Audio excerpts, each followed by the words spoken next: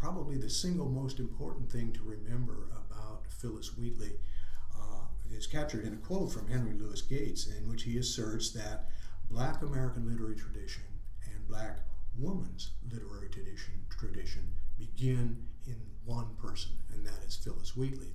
He goes on to say that accomplishment is most often overlooked by most scholars, and certainly that is true, and it might be interesting to speculate as why that is true.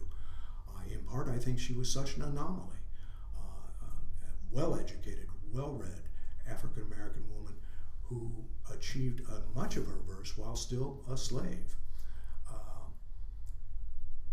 There were few who were able to match her feat, few to follow up on her successes.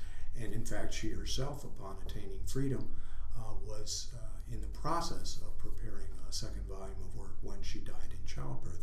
So finding her place in the history of American literature, or the history of African American literature, she stands alone, and there is a long empty space of time that is filled by slave narratives and nonfiction accounts rather than creative work such as Phyllis Wheatley's poetry.